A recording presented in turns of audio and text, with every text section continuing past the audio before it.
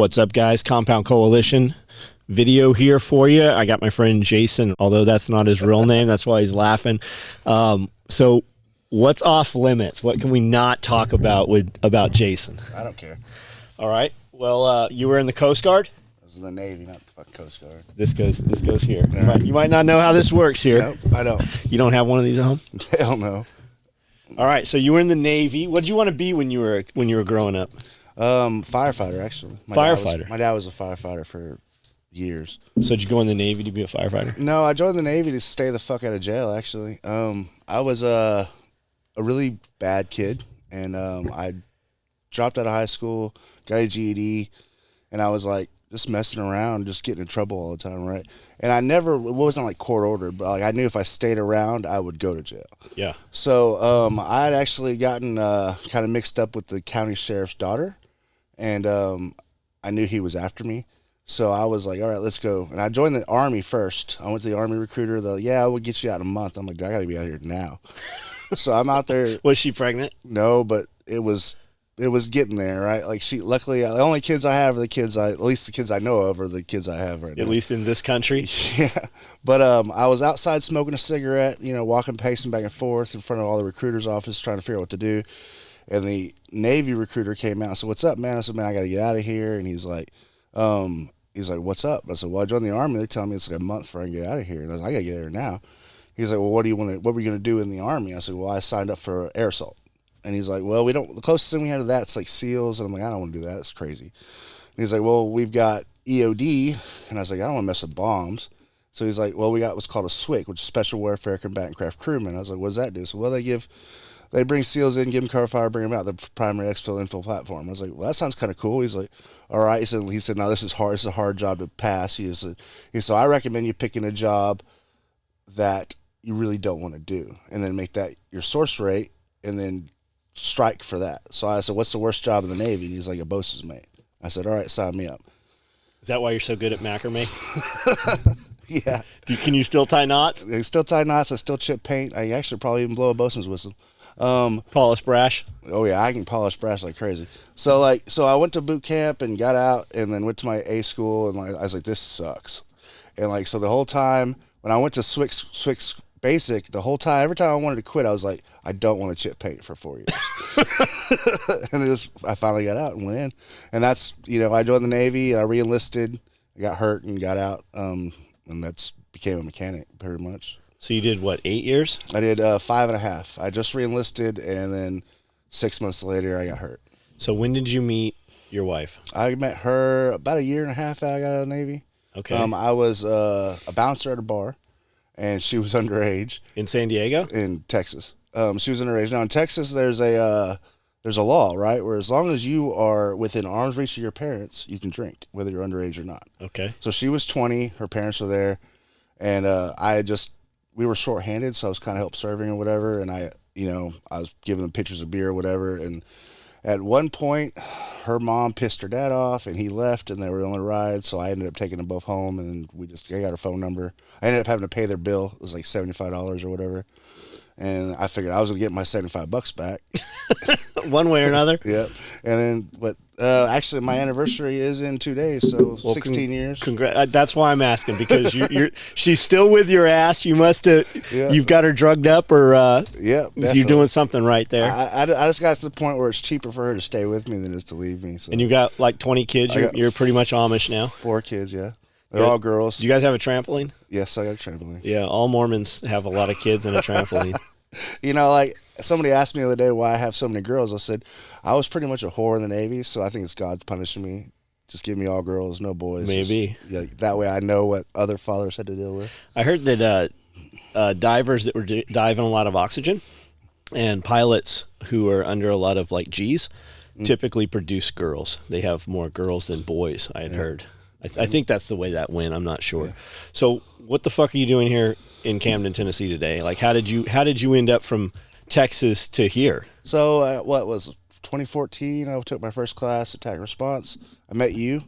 In your first class, you met me? Yeah, my first class, I came and met you. You were still at the kitchen when all the dudes were here. Yeah, we came by, met you, I hung out with you, and then my wife started making stickers. I sent you a sticker. You gave me some, I think 1,000 sticker order or something right away. Could they do it? Yeah, it took them forever, but they did it. You're like, this was a fucking bad idea. Especially the way you guys were, because you were doing like die cut stickers and had to pick and pull and transfer. Holy shit. If you've never seen that done, you do not want to do that business. And it was literally 1,000 4x4 stickers. And it was like, all right, cool. So we did that, and then a couple more orders, and then I decided I want to do T-shirts. What made you want to do T-shirts? It seems so much easier, which I was wrong, by the way. But it kind of is easier though. Yeah, you don't have to pick everything up, but like it's just like I wasn't a graphic designer, so I had to like figure this stuff out. You're still not a graphic designer. I'm not. Like I have to fix. But you're pretty good though. But I wasn't like I couldn't like just pick something out of the air and draw it. So it took me a while to figure it out. And like my first shirts were atrocious, but now they're coming on, you know. But so we started doing T-shirts, and then I kept saying every time I come up here, we come to class 2 or 3 times a year from Texas, right? And I said, man, I really want to move here, And you were like, you ain't ever going to do it. Just stop talking about it. And I'm like, well, fuck you then. That's a common theme. I was like, well, fuck you then. So, like, I'd worked for Firestone at the time for 15 years. I just finished 15 years as a master mechanic.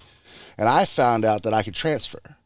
So I was like, okay, well, let's go over to Jackson and see if they want to hire me or whatever. The guy said, yeah, if you want to have your district manager transfer me up here, fine.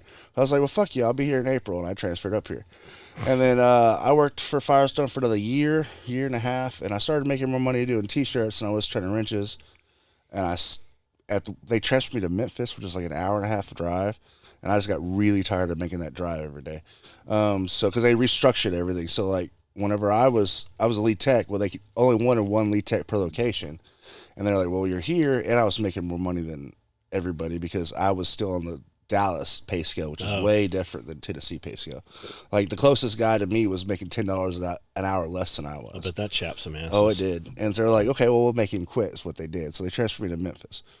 And I drove that for a year. And I was like, finally, I was like, man, this is getting BS. And Nicole, my wife, she's like, why don't you just quit? You're making enough money on T-shirts. We don't need you to turn wrenches, and you won't have to. That's 3 hours out of your day. You don't. Were you worried when that came? Oh yeah, I was scared. Because everybody's like insurance. Yeah, I was like insurance. I was afraid of my insurance. I got 4 kids, and they're all girls. Girls need fucking medical attention. When you having your 5th? Fuck no, never. Never. We'll see. And then, are you fixed? No, but oh yeah, you're getting a 5th one. No, I'm not. Ain't gonna happen. But don't put that fucking juju out there, man. But so I quit my job, walked in and told you, he was like about fucking time. And then I told James like the day or two later, and he was like, fuck yeah, he gave me a fist bump. He's like, if you need anything, if it ever comes down that you're going to have trouble making bills, call me, I'll place an order, we'll work it out. And up until his death, man, he took care of me. You've always taken care of me. And then, James promoted me every time to everybody would listen. You've promoted me, everybody would listen. And I've just gotten so busy that, I've stayed busy, and I don't ever have to worry about it. Like, I know that I'm always going to have the money to pay my bills. Anything after my bills is gravy, and you've got another gig going on. Yeah. That really is probably what you should be doing more full time than T-shirts. But tell me what that is. Okay. So, how did that even come to be? So 2 years ago now, I guess it would be like September before last. So 2020. We live out in the county, right? We live in a small, town. So we don't have like city trash. Like you'd roll your trash can out the first week of, one on Monday, and the big dump truck comes around, picks it up, whatever. We don't have that. Here you got an IBC tote that you throw your shit in, so that raccoons and dogs can't chew it up. And it's got a little net over it. And like you have to take it to the dump yourself, which is free. Right, so you take it to the dump yourself. It's free for you to do it. But then you got to go to there's a lot of houses around here. Yeah. You can tell they don't have trash service, and they don't go to the dump. Yep, they wait till the county comes around and says, "Hey, you need to," because there's a raccoon nest living in it. Yep. So we had a guy doing it for us. I was paying like $25-$30 a month. He come pick it up. Well, that's back when COVID started like really hitting, right? So like he got COVID. And in his mind, he thought he got COVID from trash, like picking up trash. Okay. And he was like, I'm not going to do this anymore. I quit.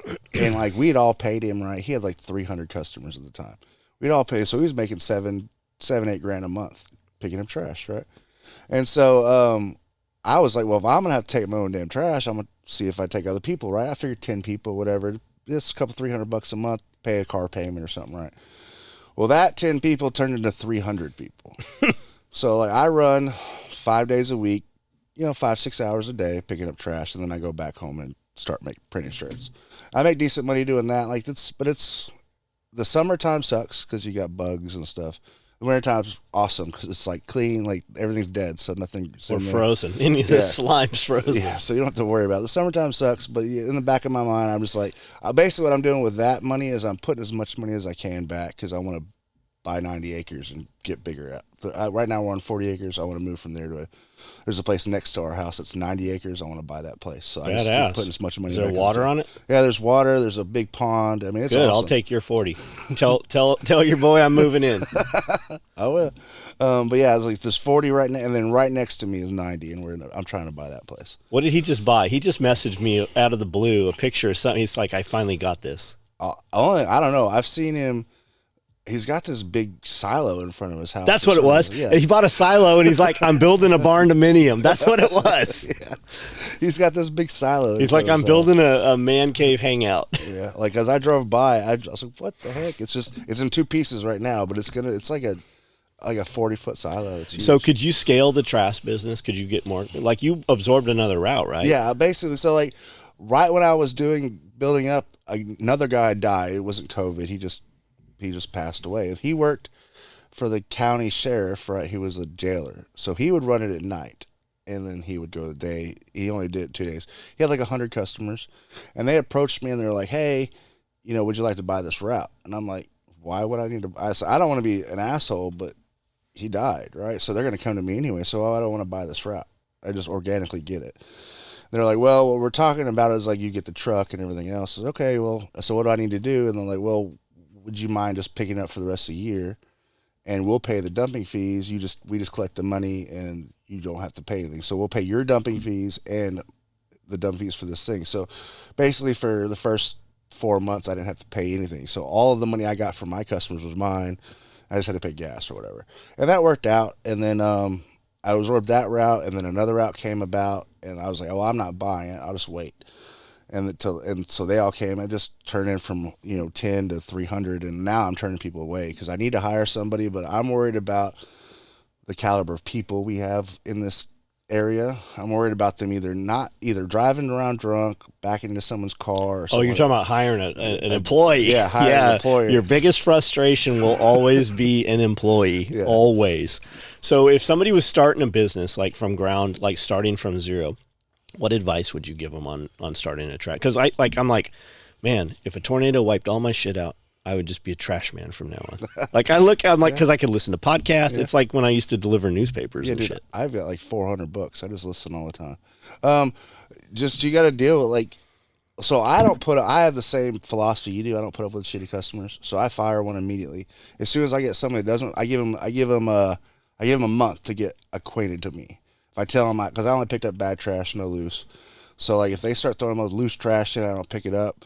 If they don't pay me on time, I don't pick them up. And then if they're a bad customer and do that to me, like they don't listen, and the first time they pile off to me, I fire them. But you have to, because there's always gonna be somebody to replace them. You could have your daughter start a whole route of just customers you fired, and they wouldn't even know it's your daughter. Yeah, it's like, here, pick them up, and like I'm the only one in my county that's taking new customers, so like they have no choice. So then and normally a lot of times I'll give them 3 or 4 months. They'll coming back to me because they don't want to take their own trash, and everything's good. But you just gotta, I guess the best advice to do is just get up and do it, and you just gotta ignore the gross. Like you need to, it's gonna be gross. I mean, it's trash, right?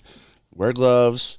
Be patient with the people because you have to deal with the dump, right? So you have to dump it. You be patient with those people. Don't rush them. Yeah, you want to be friends with those people because you don't want to rush them because you have to dump, and they can always just make it worse on you.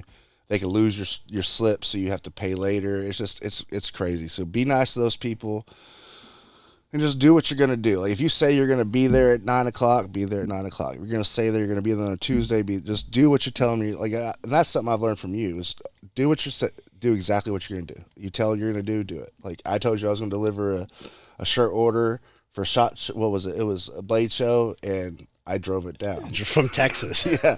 Twice. Yeah, because I was like, it's going to be there. So just do what you're going to do. Do what you say you're going to do every time, and just ignore the gross. It's going to be gross. Just make sure you take a shower when you get done, and wash your hands before you eat, and before you touch anything, Build an outdoor shower. Yeah, it Free gets shower. good. Like, because there's sometimes like the worst.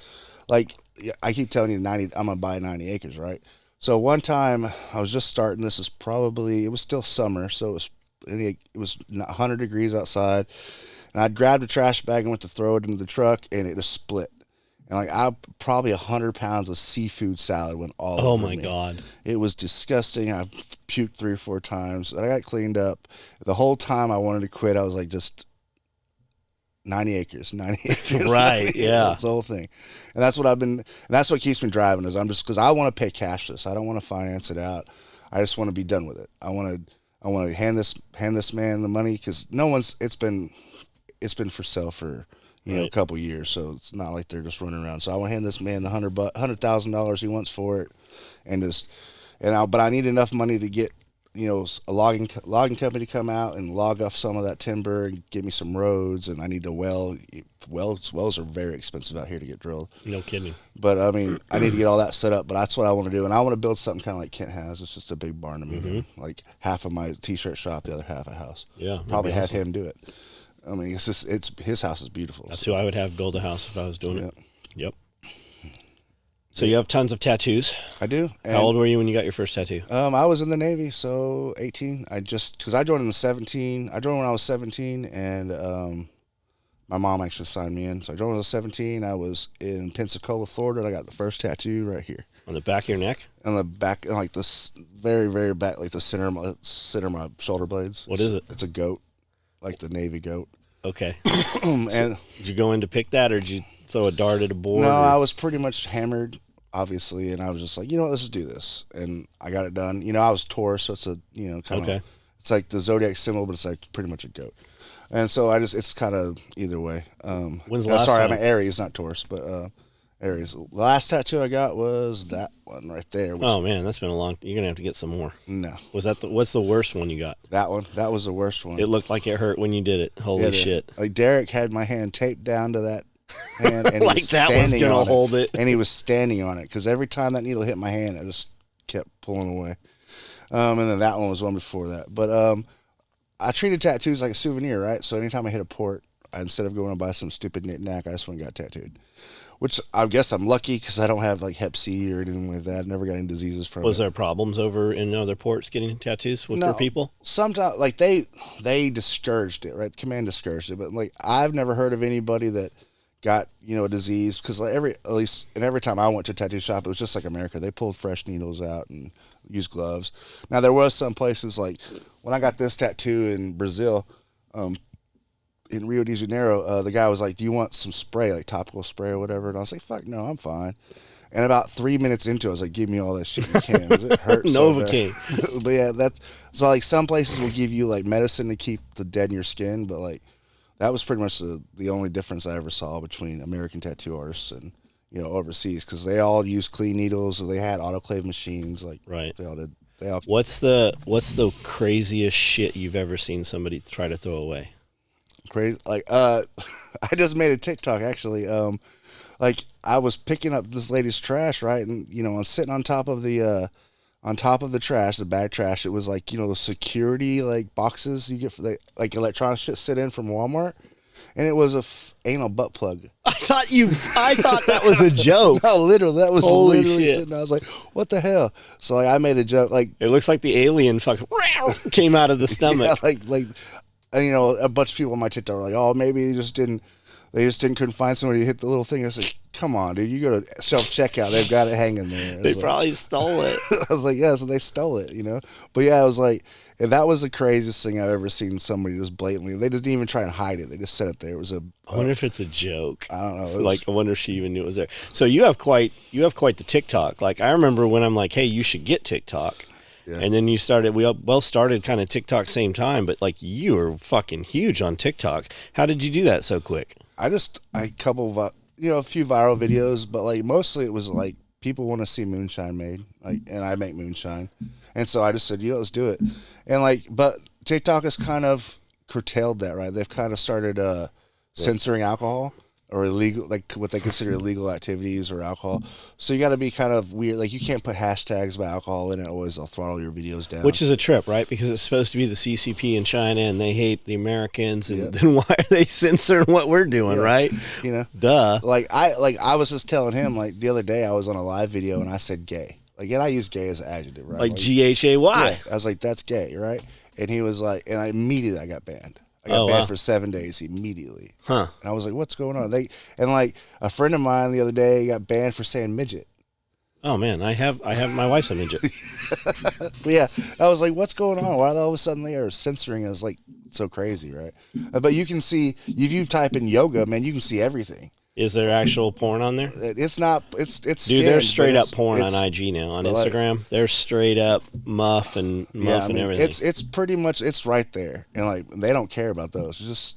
It's whoever's pushing that button. Like apparently, it came out the other day that there's actually people watching the videos decides. So for Facebook, they used to send them to the Philippines to do it, and the Philippines are straight like Catholic, right? Yeah. And they did this big interview, and she's like, "Look, I just thought, what would my church want? And we have 1 second to really decide. So boom, boom, boom, boom, boom, boom, and that's how they make the choices." Yeah, and it's the same thing. So they just decide. But like, I just got a few viral videos. Like a couple of them were just moonshine recipes, like how to make it from start to finish, and that like I think one of them's got like 3 million views, and it just blew up. Do you post the same content to Instagram and Facebook? No, I don't. So you're just TikTok. Just TikTok, and now you're to the point where people are like, "Hey, we're going to send you this stuff. Will you do a review?" Because you've gotten quite a bit of stuff, people. And they're like, it's legit stuff. Like, we've bought some of the stuff that you've recommended. So like I use my TikTok for moonshine, homesteading, and I do freeze drying a lot, right? So I do show people freeze drying. And then a company reached out to me and said, "Hey, we've got this bag sealer. You want to try it?" I'm like, "Yeah, sure, no problem." And it worked out awesome. And then they sent me a pump to transfer a mash over, and it died instantly. And I just told them, I said, whatever you send me, I'm going to give you an honest review about. I'm not going to lie to people. I'm just telling them straight up. And they're like, "That's cool." So like the pump I wouldn't buy. The sealer was perfect. They sent me Nicole's doing soap, right? So she makes her own essential oils. Well, my reps went out and said, "Hey, you want to do essential oil stills?" "Yeah, sure, send it out to me." So they sent it out to me. It works awesome because I was trying to figure out how to put enough lavender or whatever the hell she wanted into my main still, which is 55 gallons, and to make let's just buy that shit. So she's like, so they sent me that, and it worked great. And is she selling her soap? Yeah, she sold some at SRF. There's a little local farm stand. She does it here too, and I think she's gonna get an Etsy store. She hasn't got around to it yet, but she's pretty good at it. I mean, like she's got a recipe that is almost exactly like the soap you've sent me, or you've used. I guess it was not the Cock of the Woods, but the Cock Strong. It was like the Aventus Creed, and it feels exactly the same, smells exactly the same, and works great. So she's doing pretty good. She just did it. She have a website? No, not yet. Okay. She just wanted to do something that was, she's her current job, which I'm not going to talk about. Yeah, is kind of stressful, so she wanted something that wasn't stressful to do. So, do you have a website? How do people buy stuff from you? IronUnicornApparel.com is my company for t-shirts. I make all your t-shirts. And what's your TikTok? Tennessee_Texan_Shiner. Tennessee Texan Shiner. Yep. Easy to find. It pops up. It looks like a Tennessee state logo, but the colors of Texas, isn't it? Yeah, and it's got a little drunken moonshine guy inside. I've never noticed that. Never noticed that. So is it hard to make moonshine? No, it's not. It's hard to make good moonshine. It's not hard to make moonshine. What made you decide you wanted to do that? So, Eli. Oh, yeah. He kind of disappeared, and I figured somebody had to take his place. So I just started messing around with it, and I actually became pretty good with it. So we were talking about Dana was here last night for a few hours, hung out, and we were talking about, and he's like, "I haven't heard from Eli since he was here for James's." Yeah, that's the last time I saw him. Before that was like 2 years before. So is it feasible to make enough fuel when the apocalypse comes and there's no more gas or petroleum? Is it feasible to make enough moonshine to run small motors and stuff off of? It is and it isn't. So like, I was talking this with a guy at SRF, right? And he's probably the only person that could probably make it happen. So he's in West Virginia, and he doesn't, all he wants it for is fuel, right? He's off grid, and he grows a bunch of vegetables and stuff like that, and to sell to the local stuff like that. And I was like, well, if you're not going to drink it, right? If you don't care what it tastes like, anything organic will ferment. Okay. All right. Can we mix things to? Yeah. Okay. Anything organic will ferment. Just because it will ferment doesn't mean you should ferment it, but anything organic ferments. So if you can get enough of like the tomatoes or the cucumbers or whatever laying around that is going to go bad if you don't use it, and you can get enough of it to build a mash, you get about 10% alcohol per the amount. So if y'all do 55, I'll get about 5 gallons, of hearts, which is what you would drink. But if you just care about you actually running the engine, you can get 15 gallons, because that stuff's going to be, as long as the proof is above 80, it will burn. Typically, engines want about 120, 130, a little higher. Do we need to detune an engine? Like, we're not putting that shit in those brand new Yeah, Toyotas. you can't put it. Probably. You could put it. So you could do it. You could mix it. So E85 ethanol, right? So you can mix it. If your vehicle will run off of E85 by itself, just throw 85% gas or 85% ethanol and 15% gas, and it'll run. But we're doing this because we don't have gas anymore. Yes. So in reality, what you're gonna be able to run is a small, like, old 8-inch tractor, old tractors, old lawnmowers, tillers, and that's really what you want to do. Any in the world engine, you're gonna be trying to drive around everywhere. You're gonna try and grow your foods. I'm driving everywhere. You're gonna go steal giraffes and elephants and shit from the zoo. We know this, but I'm gonna help you because I want to giraffe, a real life giraffe. I can get you one.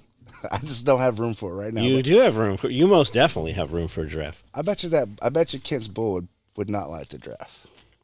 You need a 27-foot tall building for your giraffe for winter. The barn, there's a barn there. We're good then. We're good. If you don't care what it tastes like, you're not going to be drinking it. You're strictly going to be fuel. Yeah, you probably could, because anything organic ferments, and wild yeast, right? So you just leave the top off. Yeast will get there.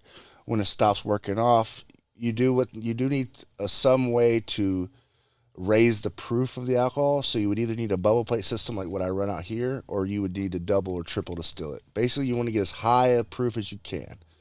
So in a regular pot still, which doesn't have any, what we call reflux, which keeps the alcohol the water down and all the volatile alcohols up. If you don't have that, you'll have to keep distilling it. So like the first distillation will be like 120 proof, and it would drop really quickly. What you do is you take that, what came off of that, you put it back in the still, and you water it down below 80 proof, because you don't want the thing to explode on you, right? Because anything above 80 proof is flammable.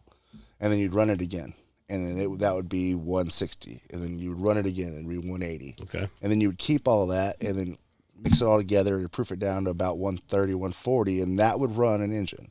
But it would only run like a lawnmower, a weed eater. And this is something we could run wood fire to do? Yeah, that's the way you would have to do it. So you would have to take a still, like old school stills. Like you'd have to take a still, if you're not going to drink it, doesn't really matter. You could use a 55-gallon drum.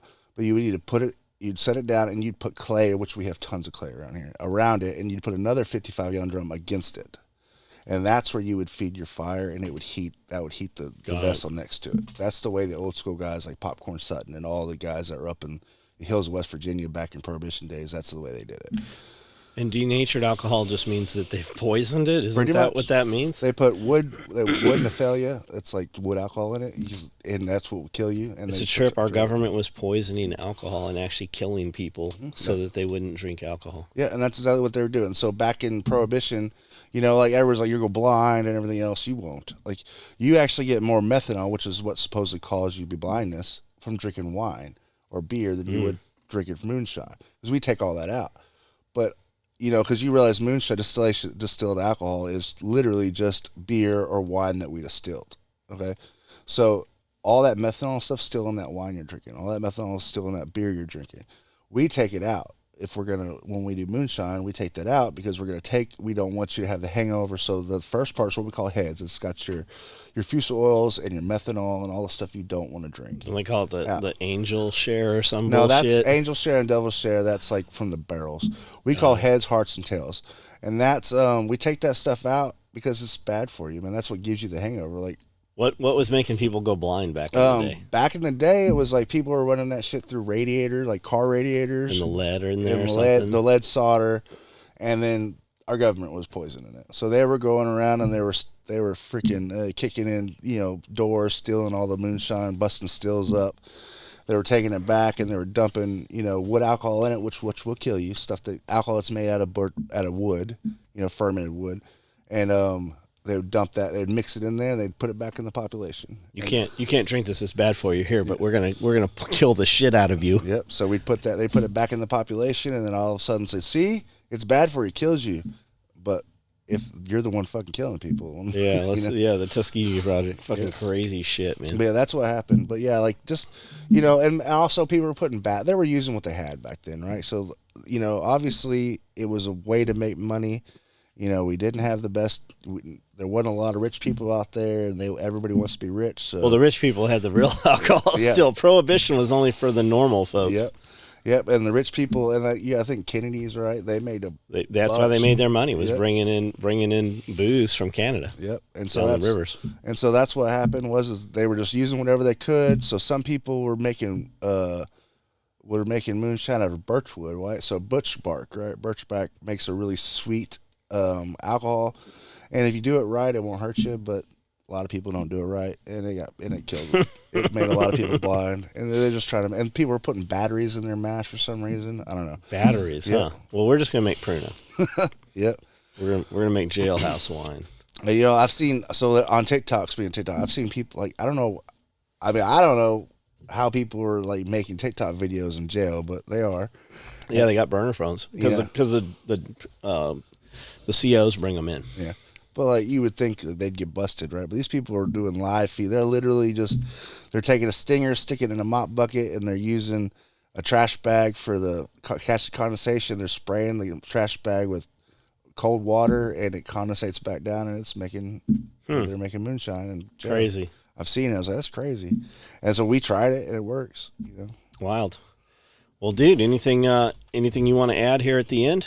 No, I mean, if you're out following this guy, you ought to, obviously. But like, I wouldn't be where I was without him. So yeah, I just appreciate everything you've done for me. Tell me something about James that nobody knows. Something about James that nobody knows. That's kind of crazy. I think everybody has something. So James, everybody knows. Well, not everybody, but everybody listening to this pretty much does. But like knows that James is a very was very generous, right? He'd give you the shirt off his back if you thought you deserved it. He's every gun that my daughter has, he's given to her. That's awesome. Like every single she went to first class. I'd made a post like, hey, who's got a 48 for her, because she took it at 19. He's like, I got one for you, come get it. And then he was like, she needs a rifle, so he gave her a rifle. You need a shotgun. So she's got a rifle, shotgun, and pistol, and thousands of rounds of ammunition, and he just handed it to her. Little badass is trained up more than most of the dudes that come out. They are. Yeah. But yeah, like she started training at 12, and she's 16 now, and every single gun, and he never would take a dime for it. Yeah. Of course, I never told anybody because I didn't want him to be like, well, how come this guy gets it, whatever. But he was the most generous person I've ever met in my life, and the world is a lot worse off without him here. For sure. But like he was a great guy, and he always made sure that I, me and him always get along. I think, I made a joke, being stupid right before he passed away, and he was kind of mad at me, and so it kind of hurt that when he passed away, he was kind of pissed off at me about it. But it is what it is. But he'd always taken care of me. Like anytime I needed something, he took care of me, made sure I was there. And the only thing I did to that man, for him to do that for me, is I took a class from him. Yep. And then I just kept taking classes. You just had the desire to learn. Yep. And he was a great guy. That's pretty much, obviously, those of us who knew him that he was that. But a lot of people in the world think he's an asshole, and yeah, he was sometimes. Nobody that's ever met him though. But yeah, and that's the thing is you could never actually meet the guy and go, well, that dude's an asshole. Yeah, he doesn't have a filter. But that doesn't make him an asshole, You're going to know what he thought at the end of the day. You're never going to wonder. Nope. There was never a question you didn't know what James Yeager thought about you. Well, thanks for coming in, man. Thanks for bringing some shirts. We got some new shirts. You guys will see those this evening. I don't know when you'll hear this. By the time you hear this, those shirts will be sold out, and there will be a new one come Monday. No problem.